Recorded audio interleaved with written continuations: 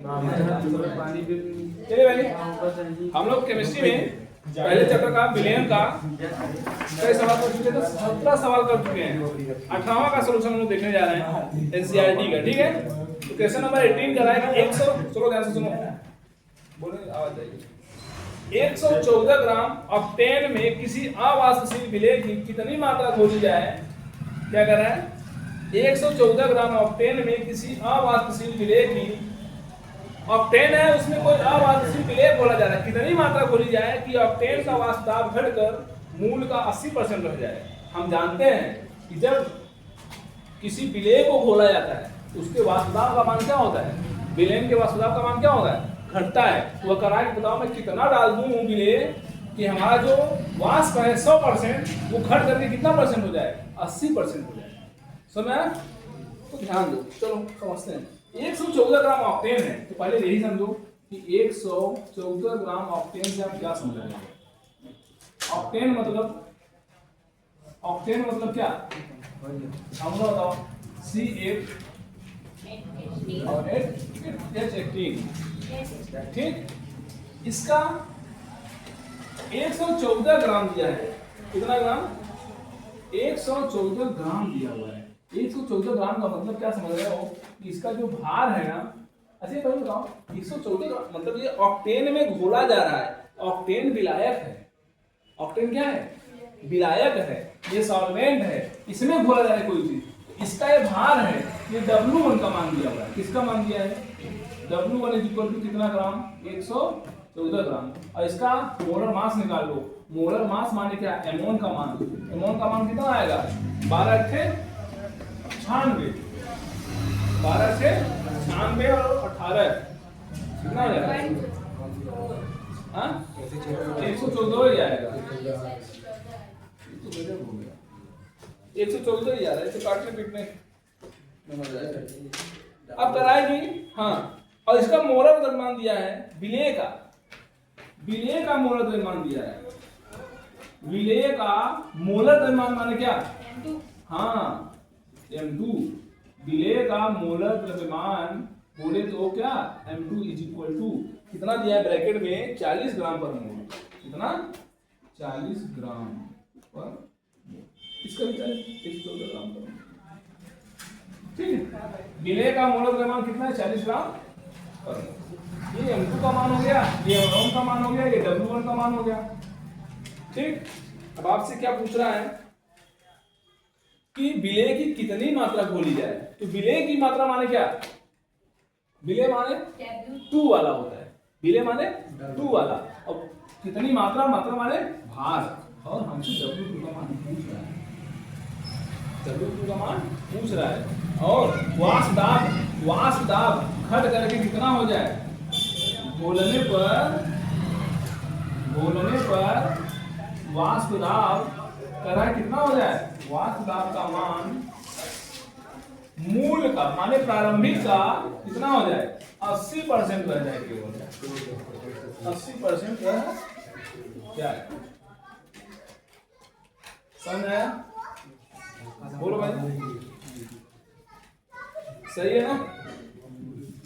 तो आप लोगों को मैं वो बताया था ना, ये वाष्प दाब का अपेक्षित अवनमन क्या बताया था फॉर्मूला? वाष्प दाब का अपेक्षित अवनमन, क्योंकि इसमें क्या हो रहा है? अवनमन ही तो हो रहा है वाष्प दाब का। वाष्प दाब का क्या हो रहा है? अवनमन ही तो हो रहा है। और वाष्प दाब के अपेक्षित अवनमन का फॉर्मूला क्या होता है? P1 not minus P1 upon P1 not, ये होता है, इज इक्वल टू क्या होता है? W और M के फॉर्म बताओ, जो हम लोग मोलर द्रव्यमान की गणना करना सीख रहे थे। हाँ, W2 अपन M2 into 1000। ये कहाँ होता है? वाष्प दाब के अपेक्षित अवनमन वाले बताओ। ये वाला W2 into M1 अपान W1 into M2 नहीं हो जाएगा? वाष्प दाब का अपेक्षित अवनमन यही तो है। अब ध्यान दो, ये घोलने पर वाष्प दाब मूल का क्या हो जाए? 80% रह जाए। क्या रह जाए? 80%। हाँ एक्सक्लूड भी होता है, बट यहाँ पे ये चीज आपको लास्ट में करवाया गया होगा। करवाया नहीं? हाँ ये सब ध्यान दिया करो भाई सवाल। और इसमें सवाल आता है, अभी इस बार भी बोर्ड में आया हुआ था इस पर प्योर नॉट वाला सवाल, इसलिए इसको थोड़ा ध्यान दो सवाल। और तीनों में चारों में से एक आएगा ही आएगा, पर आप अच्छे से जानते रहो। मैं शुरू से ही बता रहा हूँ चार में से आते हैं। बिलियन का सबसे इंपॉर्टेंट फैक्टर है। P1 नॉट माने क्या? शुद्ध जल का वाष्प दाब। शुद्ध जल का वाष्प दाब 100 था। कितना था? बाद में घट करके कितना हुआ है? 80 हुआ है। 80 माने क्या? बिलियन का। और फिर ये शुद्ध वाला है ना, तो फिर कितना रखोगे? 100 ही रखोगे। इज इक्वल टू क्या होगा हमारा? W2 की वैल्यू कितनी है? यही आपसे पूछ ही रहा है, यही आपसे पूछ रहा है। इनटू M1 का मान 114 अपान कितना? W1 की वैल्यू कितनी है? 114 यहू है।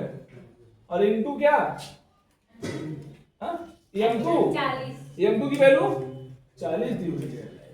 114 से 114 कितना बढ़िया कट गया, इसीलिए दिया था 114, इसीलिए 114 ग्राम लिया है आपने, जिससे क्या होगा आराम से कट जाए। और 180 में से घटा दो तो कितना आएगा? 20 बटे कई 100 बराबर कई बचा? सर ये क्या लिखे? सर लिखे हैं। अच्छा 20 बटा 100, ठीक है ना? इज इक्वल टू W2 अपान क्या? एक 0 से 0 कट गया, और एक 0 से 0 कट गया, 4 दूनी 8। W2 बराबर कई 8 क्या? Kilo gram. समझा? 8 ग्राम मिले तो बोलोगे, 8 ग्राम मिले तो बोलोगे तो वाष्प दाब जो 100 था वो घट करके कितने परसेंट पे आ जाएगा? 80% पे आ जाएगा। ये कंसेप्ट है, ये इसको सवाल में आराम से लगा सकते हैं। ठीक, चलो समझते हैं। एक विलयन जिसे एक अवाष्पशील ठोस के 30 ग्राम को 90 ग्राम जल में विलीन करके बनाया गया है। ध्यान दो भाई, 30 ग्राम है और 90 ग्राम जल है। ठोस कितना है? वो ठोस कितना है? 30 ग्राम है। और जल कितना है? 90 ग्राम है। तो बताओ विलायक कौन है? विलायक जल होगा, नो डाउट, इसमें क्या सोचना है। विलायक कौन है? जल है। इसका मतलब है, बताओ W1 का मान कितना होगा? 90 ग्राम। क्योंकि मैं बताया विलायक हमेशा नंबर 1 वाला होता है, शुरू से मैं बोलते चला रहा हूँ। 90 ग्राम। और W2 का मान कितना है? 30 ग्राम। ये बात सही है। और ये तो हमको पता नहीं क्या है, नहीं हम इसका मोलर मास निकाल लेते। इसका मोलर मास हमको पता है कितना होता है? पानी 18 होता है। ये किसकी वैल्यू है? M1 क्या है? क्या है ये? बोलो M1 का मान है।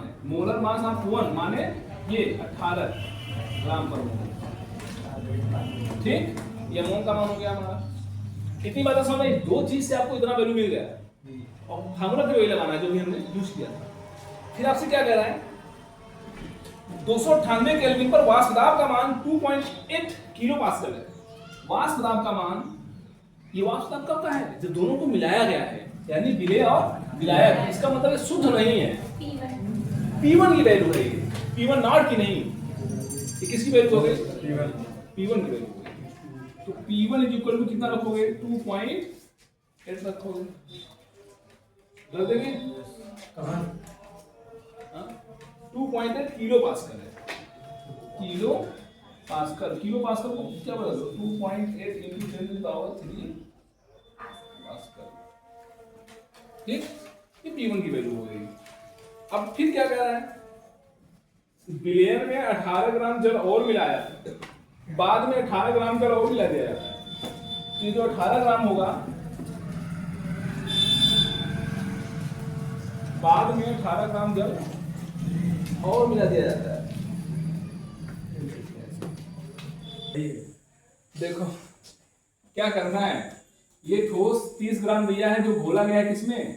जल में। ठीक है, और जब जल में घोला गया है तो निश्चित रूप से जब विलायक हो गया, तो विलायक के लिए हमने लिखा विलायक का भार कितना होता है 1 माना जाता है विलायक को, और विलेय को कितना माना जाता है 2 माना जाता है। तो हमने W1 क्या मैंने 90 ग्राम और W2 मान लिया कितना 30 ग्राम मान लिया। अब ध्यान दो यहाँ पे जो ठोस घोला गया सॉरी जो जल है, जल का परमाणु मोलर मास कितना होता है 18 होता है। मैं मोलर मास आप 1 लिखा हूँ कितना इतना, और M2 हमको पता नहीं है, ये वैल्यू हमसे पूछ भी रहा है। और साथ ही साथ P1 नाट का मान भी पूछ रहा है कि जल का वाष्प दाब कितना होगा, ठीक। और ये P1 की वैल्यू दिया हुआ है 2.8 किलो पास्कल। ये कब का दिया है, जब दोनों को मिला दिया गया, जब दोनों को मिला दिया गया तब का दाब दिया है कितना 2.8 किलो पास्कल। ये नहीं भी बदलोगे तो भी कोई दिक्कत नहीं, क्योंकि आंसर हमको इसमें लाना है, ठीक। अब ये हो गया, और उसके बाद क्या कर रहा है कि जब 18 ग्राम जल और मिला दिया जाता है, 18 ग्राम जल और मिला दिया जाता है। अब देखो ध्यान से, आप लोग मैं बताया हूँ जैसे जैसे जल मिलाते जाओगे विलायक बढ़ता जाएगा, और विलायक बढ़ता है तो वाष्प दाब का मान बढ़ता है। इसलिए देखो 2.8 से कितना हो गया 2.9 हो गया, ठीक। अब ये वाष्प दाब कितना हो गया, हमारे पास फार्मूला होता है वाष्प दाब का अपेक्षिक अनुमान P1 नाट माइनस P1 नाट। हमने देखो P1 की वैल्यू विलयन का, ये विलयन का वाष्प दाब है, पानी का हमको वाष्प दाब पता नहीं है शुद्ध का, ठीक। तो P1 नाट माइनस P1 नाट, तो P1 की वैल्यू हमने इतना रख दिया है, जो दिया हमारे पास इतना 1 किलो पास्कल में रखा है, तो जो आंसर आएगा वो भी किलो पास्कल में ही आएगा, ये जानते रहना, इसलिए मैं चेंज नहीं किया हूँ। इज इक्वल टू ये W2 यहाँ पे है, M1 का मान यहाँ है, W1 का मान यहाँ है, M2 का मान निकालना है हमको, ठीक है ना। हमको दोनों मान चाहिए, क्या क्या चाहिए, M2 चाहिए और P1 नाट चाहिए। तो दोनों क्या करें हमने ये बना लिया। फिर उसका द्वितीय स्थिति में क्या कर रहा है कि जब 18 ग्राम पानी और मिला दिया गया तो दाब इतना हो गया। 18 ग्राम जब हमने पानी इसमें और मिला दिया तो 108 हो गया, और दाब कितना हो गया 2.9 हो गया, इसलिए हमने 2.9 रख दिया। अब बस कुछ नहीं, बाकी सारी वैल्यू सेम है, बस दिया क्या मैंने 90 की जगह 108 कर दिया, क्योंकि इसमें मैंने क्या मिला दिया पानी मिला दिया, और फिर वैल्यू हमारी हो गई, ठीक। अब क्या करेंगे, क्या करेंगे, समीकरण 1 मान लो इसको, इसको समीकरण 2 मान लो। अब समीकरण 1 और 2 में भाग कर दो, डिवीजन कर दो। मैं लिखा हूं समीकरण 1 मन करे यहां भाग का साइन भी लगा सकते हो, समीकरण 1/2 कर दो, ठीक। अच्छा समीकरण 1/2 करोगे, ये वैल्यू और ये वैल्यू आपस में क्या होगी, कट जाएगी। भाई इतना बटे इतना होगा, ये वैल्यू और ये वैल्यू कट जाएगी, तो इतना बटे इतना बचेगा, समझा। और यहाँ भी क्या होगा, ये वैल्यू ऊपर वाली कट जाएगी, ये ऊपर चला जाएगा, ये नीचे हो जाएगा, तो 108 बटे 90 हो जाएगा हमारा, समझा। ये M2 से M2 कट जाएगा, ठीक। अब क्या करेंगे, क्रॉस गुणन कर देंगे, इसका गुणा इधर, इसका गुणा इधर। जब इसका गुणा इधर करोगे, ध्यान दो 90 P1 आ गया, फिर 90 में इतना गुणा करो 252 आएगा, फिर इक्वल टू लगाओ 108 में गुणा करो 108 P1 माइनस इतना आएगा, ठीक। अब क्या किया मैंने, P1 को इस तरफ भेज दिया और इसको इस तरफ ला दिया। जब इधर आएगा तो प्लस हो जाएगा, और यहाँ माइनस है तो माइनस पहले से लगा रहे हैं, वैल्यू घट जाएगी, इतनी आएगी, और ये घटेगी तो इतनी आएगी। P1 नाट निकालोगे इतना बटे इतना बचेगा, जो हमारा 3.5 किलो पास्कल आंसर है। अब ये P1 नाट का मान आ गया, ठीक, एक आंसर आ गया हमारा। हमको M2 भी निकालना है, तो आपका मन करे तो P1 नाट का मान यहाँ ले जाकर रख दो, यहाँ से क्या निकल जाएगा, तो इसको लिख लोगे कि समीकरण 1 में रखने, तुम्हारा मन करे समीकरण 2 में रख दो, मैं लिख रहा हूँ समीकरण 1 में रखने पर। एक आंसर तो आपका आ चुका है, और इसको समीकरण 1 में उठा के रखोगे तो आपका आंसर ये भी आ जाएगा। काट दिए तो काट दिए थे तो आया, अब ऐसा तो आना है कि M2 है, M2 कटा है तो ये आंसर आया है ना हमारा। अब समीकरण तो हमारे पास है ये लोग, तो ले जाके चाहे समीकरण 1 में रख दो चाहे समीकरण 2, क्योंकि M2 दोनों जगह उपस्थित है, ठीक, और P1 नाट भी दोनों जगह उपस्थित है, ठीक। तो P1 नाट का मान उठा के ले जाना, रखोगे तो कुछ ऐसा मिलेगा, ऐसा। हाँ इसको कर लेना, 3.5 सब आजूद है, 2.8 बटे कितना 3.67 किलो पास्कल में है, अपान 30 इंटू 18 और 90 इंटू M2। देखो भाई 30 तिहाई 90, 3 6 18, और 35 में से 28 घटाओ कितना बचेगा 7, 0.7 अपान 3.5 इज इक्वल टू कितना बचा 6 बाई M2, ये तो निकालना है ना, और दशमलव कट गया, 7 बचे 35, 1/5 बराबर 6 M2 1 का M2 अच्छा 5 30 ग्राम पर, इसको फिर दिया